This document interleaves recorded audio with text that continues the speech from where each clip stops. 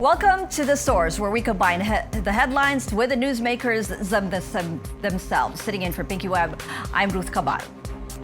Today on the program, the Quezon City government set to file charges against the manning agency of a man who tested positive for the more transmissible COVID-19 variant.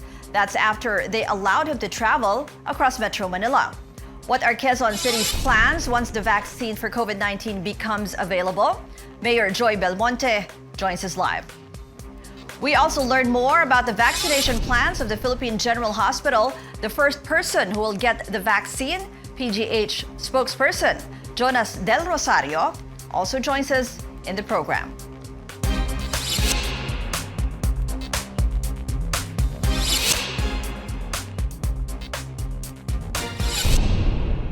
Authorities are facing a daunting task to track those who came in contact with a man who tested positive for the more transmissible COVID-19 variant. The patient is a former overseas Filipino worker who returned to the country from South Korea in August last year.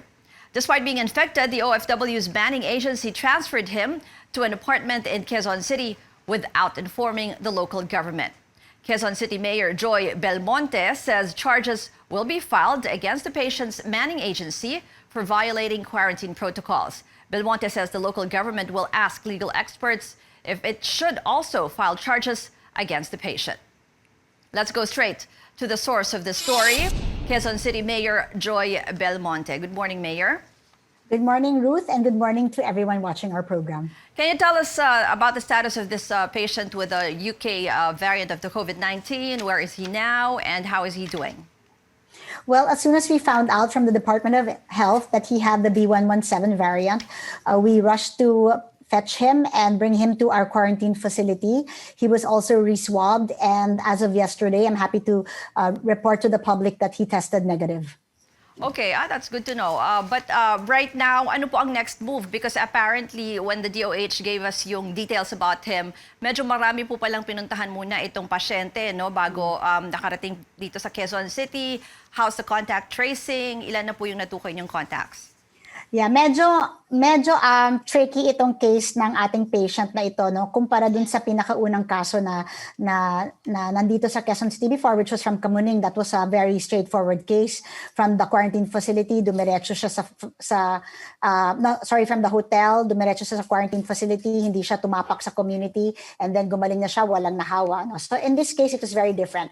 This man is an overseas Filipino worker. He resides in Cebu. He came to Manila, spent some time in Parañaque, I believe, went back and forth to his manning agency, got a placement, and then he had himself swabbed on, I think, the 17th of January, stayed in Oyo Hotel in Malate, got his results on the 18th, they were positive, but then instead of, and here is the breach of protocol, instead of him being picked up by an ambulance or a medical vehicle to take him to a quarantine facility, he was picked up by a ride-hailing vehicle and brought directly to a community in Quezon City in Barangay Commonwealth. And it's a street called Riverside, which is not suitable for self-quarantine. It is a very congested area. And because of this, we decided to file charges against the manning agency because I think they should be held accountable for breaching protocols. And not only that, the Republic Act 11332, which is the law mandating reporting of notifiable diseases, and this is one of them, was breached, of course, no, was violated. And now, because of this, when the DOH found out that he was positive for B117, that was February 5, they could not find him because his address was Liloan, Cebu. They had to hire the NBI. The NBI had to help them look for this particular patient, and it took 5 days to find him in Quezon City. So in that span of time, of course, who can say how many people he had already interacted with? So in the meantime, our CESU have been very, very active in the past days, and they have already identified 350 contacts. And from those 350 contacts, we have swabbed 105 of them. 8 of them are showing symptoms. However, the results will still come out today. So it's only today that we will know whether these patients are positive or these suspects are positive. And if so, and there is evidence of clustering, then I will recommend a lockdown of the area. So, ang dami rin pala, Mayor, 350 contacts, then more than 100 have been swabbed, 8 with symptoms. How about the rest? What do you plan to do with the rest of the contacts? At saka ilan po talaga yung close? Diba there was one companion in the apartment, ano po? Yeah, alam mo, Ruth, no, sa mga ganitong sitwasyon where we have a very unexpected and unknown variable, which is this new UK variant, no, we have to be very extra careful. We have to be very, what you call OA in the way that we treat this particular case. No? So we have to trace first generation, second generation, and third generation contacts. No? So hindi lang yung close contacts ng tao, pero yung close contacts ng kanyang close contacts, and so on and so forth. No? So yung mga medyo malayo na, home quarantine ang ating recommendation, wag lang silang lalabas ng tahanan, and if their homes are not suitable for home quarantine, they are transported to our quarantine facility where they can finish the 14-day isolation. No? Pero dun sa iba naman, yung medyo mas malapit, we are requiring all of them to undergo swab testing. No? So yung 105 families or individuals na ito na na-swab na natin, Ruth, this is just the first batch. Magkakaroon pa ng second batch and third batch today and sana today matapos. You mentioned earlier, Mayor, na because the area, the riverside, that's the street, no, Barangay Commonwealth, is not really conducive for yung ganitong quarantining patients. Ano po? How come you haven't decided on locking down at least the street? Why do you have to wait pa po for the results of the swab tests? Yes, because Ruth, according to the guidelines of the IATF, you cannot just lock down a street without the proper criteria. And the criteria is that we have to see evidence of community transmission or clustering of cases. And in this case, since we only contact traced just after we found out about this guy having the B117 variant, we only started contact tracing right after. The results have not come out. We're hoping the results will come out today. And so later in this afternoon, we will be able to make that decision because we have to make this report to the IATF and submit it, and the basis has to be there. And how about the 8 who showed symptoms already?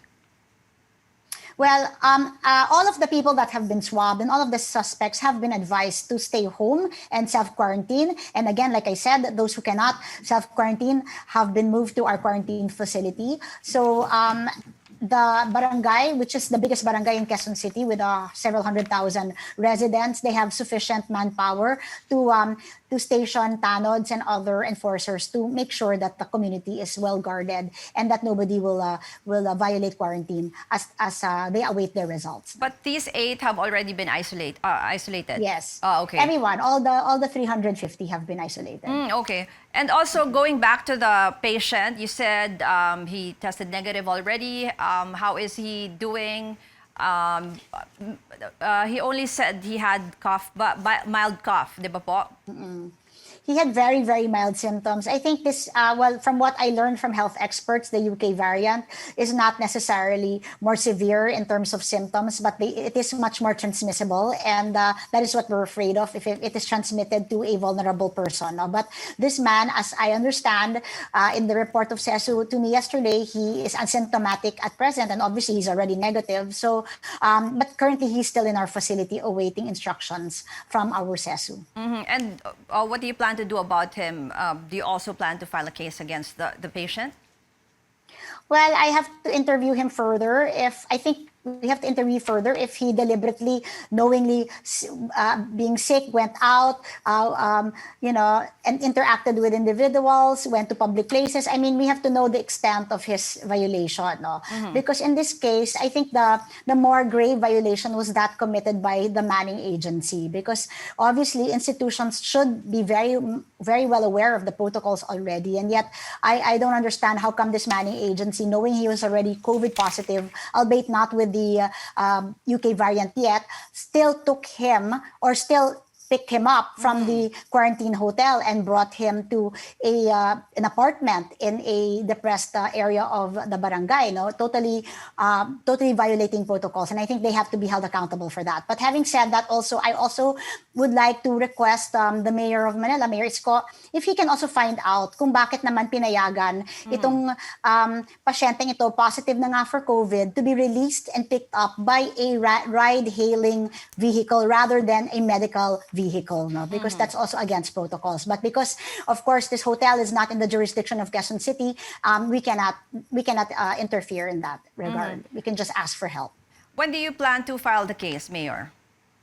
Well, as of yesterday, the lawyers from my legal department were already preparing it, and I'm hoping early next week we can already file this case. And for me, Ruth, it's not so much about the penalties or punishing them, but it's about sending that message that we cannot tolerate any violations of protocols. We cannot allow this to happen because there are so many variants already of this disease. The government is working very hard to get vaccines so that we can achieve herd immunity and go back to normal. And then here there are institutions, not even just persons, but institutions that are clearly violating health protocols. And what they had done, bringing a positive patient to a depressed community, could have, and we don't know, may still have wreaked a lot of havoc in that area if we find out that these 8 persons and others are positive.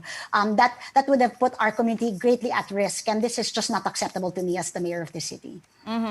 Don't you fear that there could possibly be a discrimination again against Quezon City residents? Because naalala ko when the UK variant was newly discovered here in the country, di ba, may isa daw resident from Kamuning who had that, and then hindi naman pala na-confirm yun?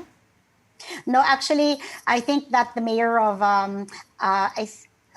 in Pampanga, Arayat, Pampanga, si Mayor Alejandrino, I appealed to him to change his mind, no? Because I think at that time, of course, there's very little known about the UK variant, and there was one person who had it, but because the announcement was also made not by the local government, but by another agency, and it was without context. And that's why, Ruth, when I make announcements, I have to make sure that the context is present, because it is subject to misunderstanding, misinterpretation without that context. And the person that announced this information forgot to mention that it is only his residence that is Quezon City, Kamuning, but forgot to mention that as soon as he arrived and was quarantined in a quarantine hotel and tested positive, he was brought directly to a quarantine facility and had never stepped foot in the community. And therefore, that case has closed, and without him having infected anybody in Quezon City. I think that was very well handled. And the mayor of Arayat, he just automatically thought Quezon City and decided to ban 3.1 million people from going to his municipality. And I appealed to him that, our people have to pass through his municipality to go to other provinces to go about their business, So I appeal to his good sense, to his compassion, to please allow our people to pass through his city or his municipality, because he didn't even allow people to pass through his municipality, even if they were in vehicles, just because they were from Quezon City. That is clearly discrimination.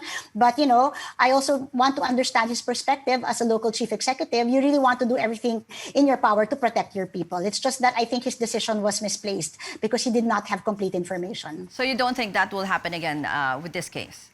I think now more people are familiar with the UK variant. They do know that it is more transmissible, but they do know also that it is not as severe in terms of the symptoms it causes. And now that I'm here reassuring the public that we have taken all the steps necessary to keep these people quarantined and to test these people right away, and that we are not remiss in our duties, I think that people will be more understanding and probably make less harsh decisions pertaining to this. Okay, our conversation with Mayor Joy Belmonte continues after the break. When we return, we'll talk more about the vaccination plans of Quezon City. This is The Source on CNN Philippines. Please stay tuned.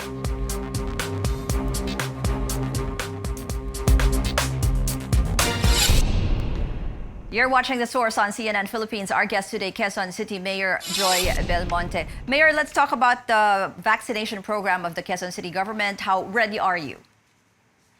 I think we're very ready. In fact, we're just waiting for the vaccines.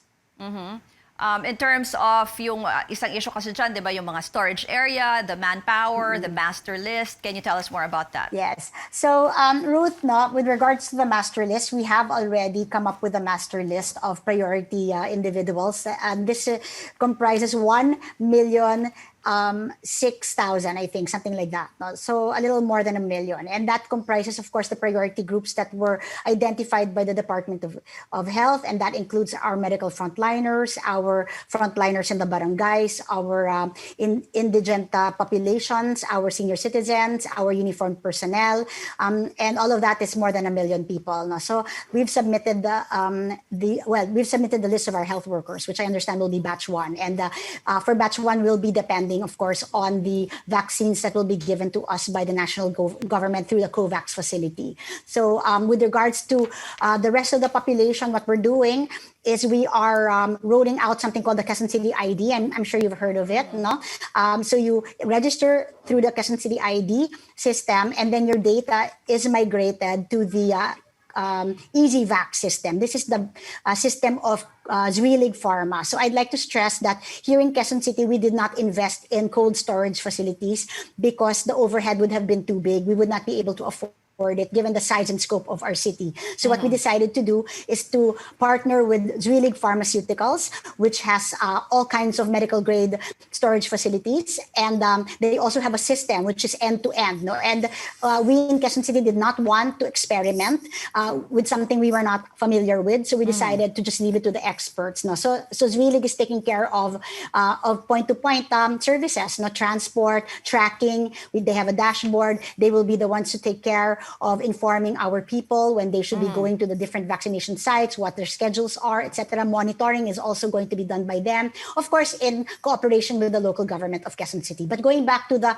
registration, in our QCID system, once you register for it, there are 2 questions that come out, or actually 3.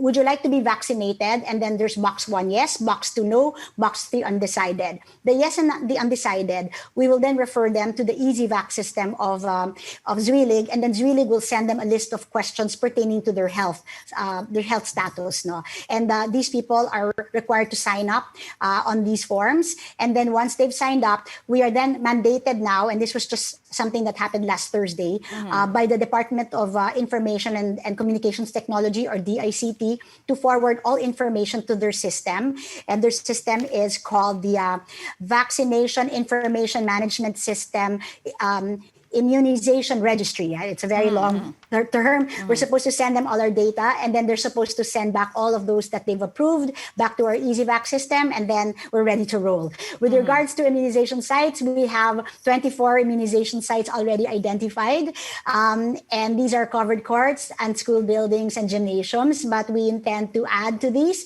as more and more people are wanting to help. So the Diocese of Cubao, the Diocese of Novaliches have offered their parishes to be used as immunization sites.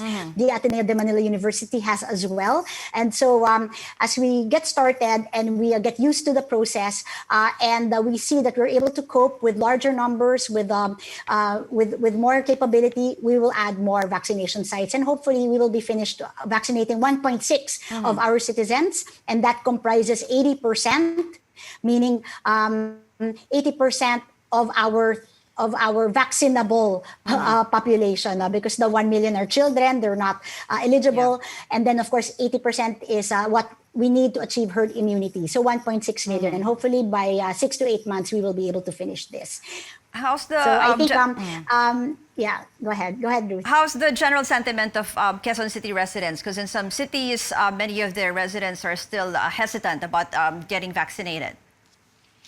Well, in Quezon City, Ruth, we're only basing our survey on those that have registered for the Quezon City ID. No? So far, based on the numbers that have registered for the QCID, and that's about, I would say about 90,000 individuals, because we just started rolling out this ID about 2 to 3 weeks ago.